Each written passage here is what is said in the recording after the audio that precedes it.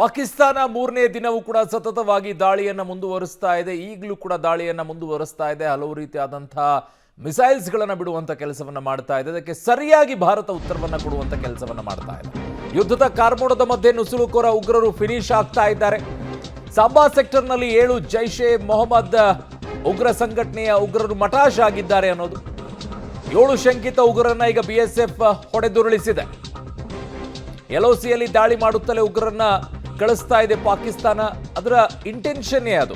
ಒಂದು ಕಡೆಗೆ ನಮ್ಮನ್ನ ಬೇರೆ ಕಡೆಗೆ ಬ್ಯುಸಿಯಾಗಿಡಬೇಕು, ಇನ್ನೊಂದು ಕಡೆಗೆ ಉಗ್ರರನ್ನ ಒಳಗಡೆ ಕಳಿಸ್ಬೇಕು. ಇದು ಅವಾಗವಾಗ ನಡೀತಾ ಇರುತ್ತೆ.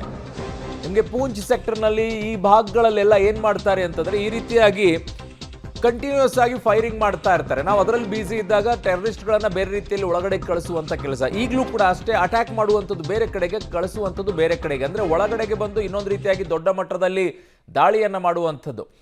ಇದು ನೋಡ್ತಾ ಇದ್ದೀರಾ ಹೇಗೆ ಕಳಿಸಿಕೊಟ್ಟಿದೆ ಅಂತ ಹೇಳಿ ಮಿಸೈಲ್ಗಳನ್ನು.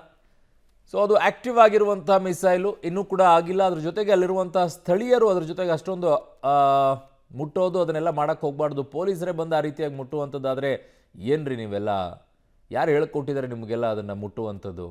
It's a very dangerous. ಅದು ಚೀನಾ ನಿರ್ಮಿತ ಪಾಕ್ ಡ್ರೋನ್ ಅಂತಿದ್ದಾರೆ. ಅದು ಮಿಸೈಲ್. ಅದು ಯಾವ ರೇಂಜಲ್ಲಿದೆ, ಯಾವುದು ಏನು ಅನ್ನುವಂಥದ್ದನ್ನು ನೋಡಬೇಕಾಗಿದೆ. ಅದು ಚೀನಾ ನಿರ್ಮಿತ ಅಂತ ಹೇಳ್ತಾ ಇದ್ದಾರೆ.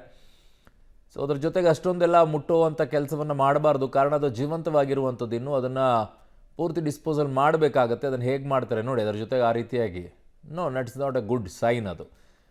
ಯಾಕಂದರೆ ಅದ್ರ ಬಗ್ಗೆ ಕೂಡ ಅವೇರ್ನೆಸ್ಸನ್ನು ಕೊಡಬೇಕು. ಮಾಕ್ ಡ್ರಿಲ್ಲಲ್ಲಿ ಬರೀ ಆ ಥರ ಈ ಥರ ಅಂತ ಹೇಳೋದಲ್ಲ.